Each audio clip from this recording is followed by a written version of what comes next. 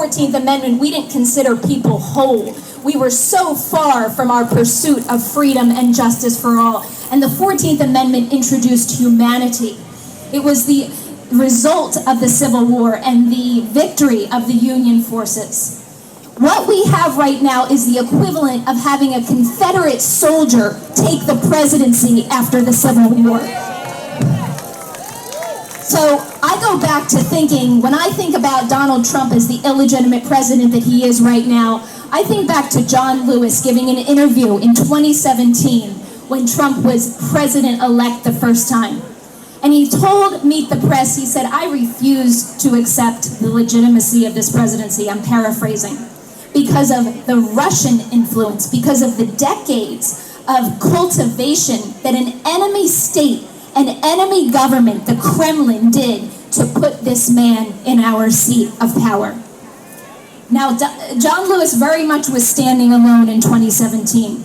The Democrats weren't happy with the election of Donald Trump, but they were largely accepting his presidency as legitimate. And John Lewis stood out and said, "This president is illegitimate. I will not validate him or attend his inauguration."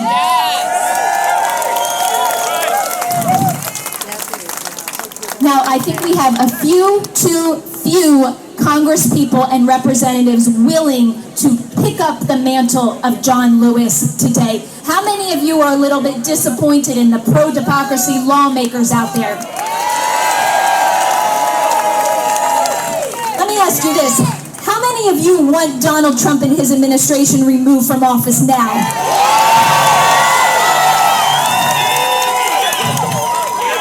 Okay, because I've heard the excuse that there is not enough energy in this country, not enough support for removing this criminal fascist regime from power. Is there enough support for removing Trump from power?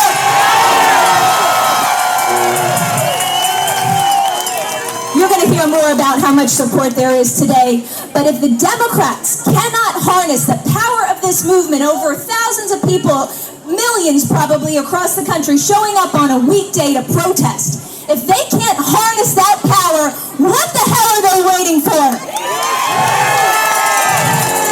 I like to remind everybody of an analogy I heard recently of the Tea Party.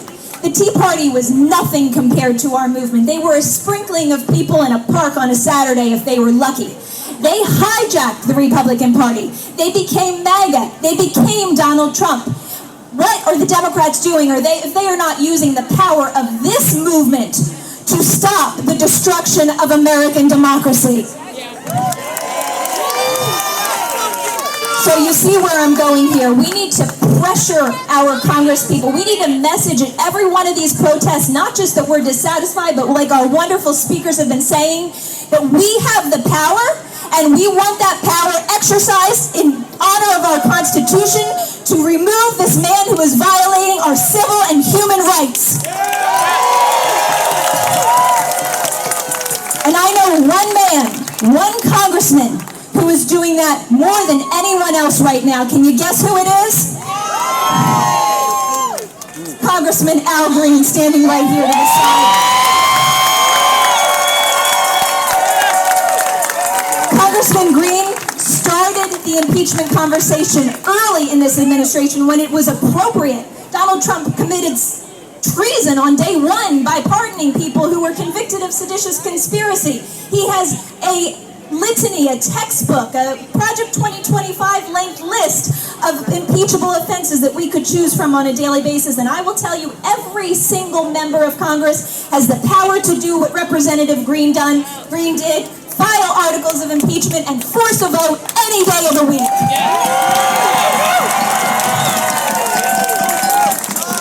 So that was the purpose, my friends, of the Removal Coalition. I urge you to show up at every one of these protests demanding that Trump and his illegal administration be removed. Make the media pick up on it. Make the lawmakers in Congress respond to your demands.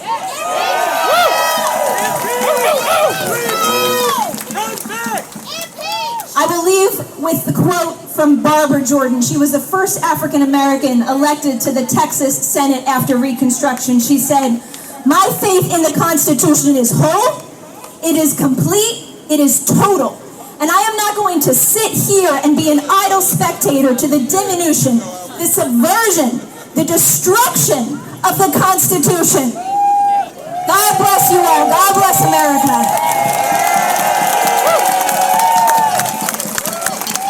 Now please join me in giving a warm, warm welcome to someone who has become a friend, someone who stands out and is fearless, who, like John Lewis, lives the sermon he preaches, Representative Al Green.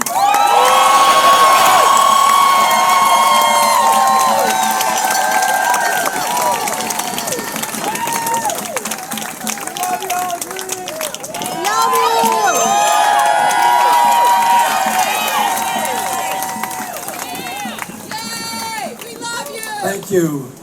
Would you kindly join me in giving Jessica a big expression of appreciation? That was big, but it really wasn't big enough. Give her a really big expression of appreciation. Thank you. I will be followed by John Boniface, and I know that you know that he helps me with impeachment. He is a constitutional scholar. I'm going to have to leave, but I want you in my presence to give John Boniface a big expression of appreciation, please. Now, are you ready to get into some good trouble? Are you ready to get in good trouble over here? Are you ready to get in good trouble over here? Over here. Behind me, are you ready to get in good trouble? We have to. It is our duty, our responsibility, and our obligation to protect the Constitution of the United States of America. I knew John Lewis. John Lewis was a colleague. John Lewis was a friend. John Lewis and I spent time together and we served time together. We went to jail together, and I'm proud to say that I was in jail with John Lewis. And there's nothing wrong with making a sacrifice. If it's a peaceful protest that you're engaged in, it must be peaceful. Remember, later on today when you march, it has to be a peaceful march. No one should do anything that would be considered an act against the law. If that happens, you will spoil all that we have come for, all that we stand for, because you will make the news, the march won't, John Lewis will not. Let's make sure we have a peaceful protest today. Can we do this, please? Now, John Lewis and I talked about many things, but the thing I'd like to call to your attention today is the Edmund Pettus Bridge. John Lewis, in 1965, was there at the Edmund Pettus Bridge to protest for voting rights. John Lewis and many people approached the Edmund Pettus Bridge, and it has a crest. And when you reach that crest at the Edmund Pettus Bridge, you then start to see what awaits you. John told me that he saw those persons, members of the constabulary, and that they were there, and he knew that it would be brutal. But they marched on. And knew that some of them might be harmed severely, but they marched on. They knew that they had a justice and a just and righteous cause, and that they were there to make sure that they didn't get justice for themselves, but justice for the United States of America, so they marched on. And he told me that when the officers approached him, he literally thought that he was going to die on that. They beat them all the way back to the church where they started. Now, mind you, these were peaceful protesters who had but one thing in mind: to march from Selma to Montgomery. That was their goal, to peacefully demonstrate. Little did they know that that march was going to be a seminal moment in time for the civil rights movement. It produced the crown jewel of the civil rights movement, which was the Voting Rights Act of 1965. And I want you to know that that Voting Rights Act of 1965 is being shredded. It's being torn apart. It's being eviscerated. And I want you to know that this president has decided that because he cannot win a fair fight, he has decided because he needs to maintain control of the Congress of the United States of America by and through persons who will not stand up to him. He wants you to know that he will do whatever he can to win, and he has now decided that he's going to come into the state of Texas with the governor of the state of Texas. And the two of them together have decided that they are going to take congressional seats in Texas, move them from the Democratic column to the Republican column so that he can maintain his position in Congress. But we will not let that happen. We're going to stand up and fight for Texas. We have to fight for Texas because when we fight for Texas, we're going to fight for your state, for states from coast to coast. This is not just about the voting rights in Texas. Although the president has said there are 4 districts that he's targeting, all 4 districts have minority representation. He has decided that he is going to take those 4 districts and he's going to mold them and shape them such that he can get 4 more seats in Texas for the Republican Party.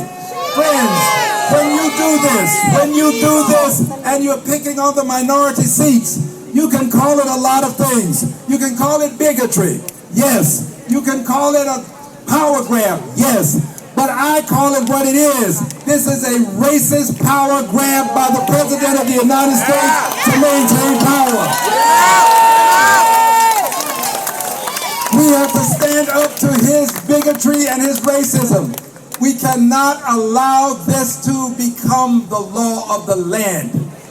We, the people, will have the last word. And so today, we, the people, are here because we want good trouble, and that means we want to make sure that we pass the John Lewis Voting Rights Advancement Act in the Congress of the United States of America. And we want to do it because when we pass that Voting Rights Act, it will be that act that we will use to protect a woman's right to choose. This is why we must pass it. We must. We want to send a message to the president that yes, he has the Justice Department under his hands, but yes, we want you to know this, Mr. President, the long arm of the law has no place in a woman's womb. We got to pass laws that protect a woman's right to vote. But we're not going to stop there. We're not going to leave our LGBTQ plus brothers and sisters behind.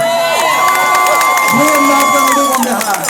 We're going to pass laws that will let them be themselves, not when they're at home, not when they're among company that they love and trust, but when they're out on the streets of this country, they have the right to be free in the United States of America. That's what the John Lewis Voting Rights Act is going to do. But it's also going to allow us to address what we have been addressing for some time, and that is the brutality at the hands of some members of the constabulary. Not all, but some police officers, not all. And we're going to do that by passing the George Floyd Justice and Policing Act. That's what John Lewis Voting Rights Act will do for us when we pass it. That's why we're going to march. But we're also going to march because we believe that a president should not believe that when judges differ with him, he has a right to impeach them. No president has that right. So we're going to send a message to this president. Mr. President, you will not impeach them. We, the people, will impeach you.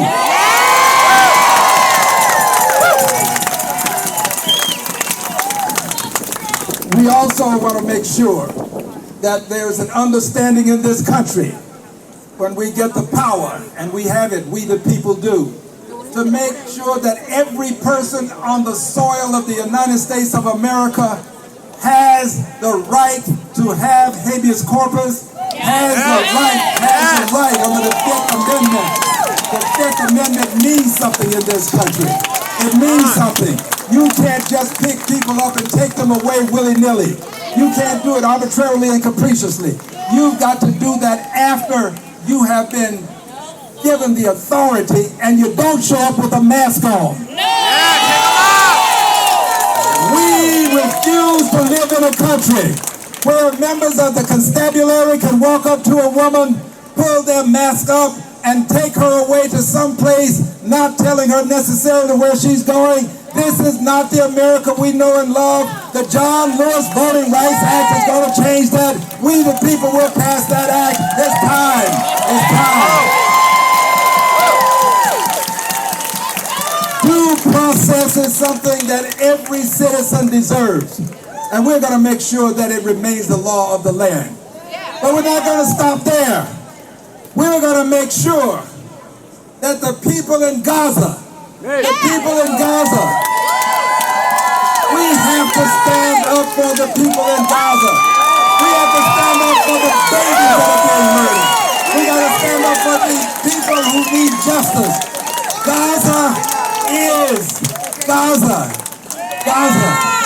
Gaza is a place that we have to get engaged with. We cannot stand idly by and see the richest country in the world with the most powerful arsenal in the world decide that we are going to sanction what's happening to those people in Gaza. They deserve our help and our aid. And they deserve it because our bombs, we are paying for the bombs that are being dropped. They deserve our help because our president sanctioned what's going on. We have got to protect them. It is time for the United States of America to understand that Gaza is an important piece of the justice that is deserved in this country. So I want you to know that there is no voice that's going to silence me. Yes, I have been censured, but I haven't been silenced. And I'm not going to be silenced.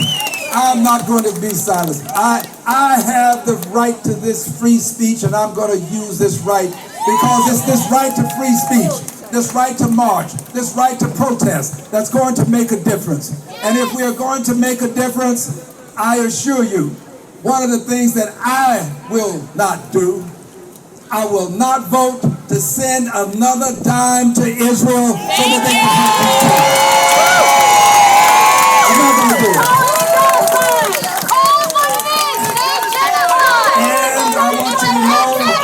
I want you to know that this is something that is important to us because your tax dollars are doing it. That's what it is. That's why I speak up. Because it's tax dollars. So I want to close with this, dear friends. I close with this.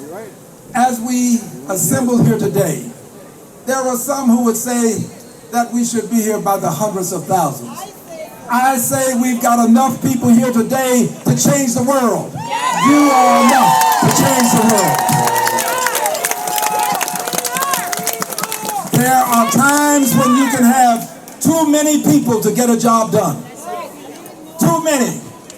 I read somewhere in the book of Judges, about the 8th chapter, I believe, about a man who had a job to do. And he went to God, for those of you who believe, and he said, ask God to give him the strength and the guidance, in a sense. And God told him to tell everybody, to go over and drink. I'm skipping a few parts of this passage. Drink. And go over and drink from the water. And those who take it one way, put them in one column, and those who take it another, in another. And he said, now just use those few. And he said, those who are afraid, you want to get rid of them. Today we have the brave people who are here. You are the brave. And when you march with the brave, you need not be afraid. This is going to be a productive march that's going to take its rightful place in the annals of history. People are going to say, when posterity asks, where were you when justice was under assault? You can say, I was there. I was there. I was there. I was there. So, where were you when voting rights were under assault? Where were you? Right here. And where will you be when it's time for us to take up the next vote on impeachment? Will you stand with us?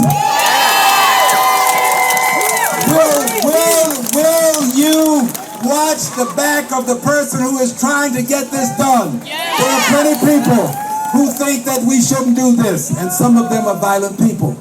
I want you to know that no amount of talk, no amount of violence is going to stop me. I have learned that on some issues of importance, they are so sacred, as John put it, but there are some issues so important that it is better to stand alone than not stand at all. I will stand alone. I will fight for you. Will you fight with me? Will you fight with me? Will you march with me? Will you protest with me? Will you stand up against Donald Trump and make sure that he is removed from office? God bless you. God bless you. Thank you. Thank you. Good trouble. Good trouble. All right. All right. She wants to shake my cane. All right. Good trouble. I'm going to have to take it back. That's why the close you sit on again.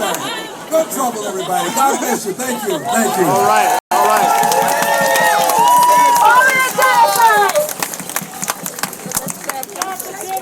Ain't gonna let nobody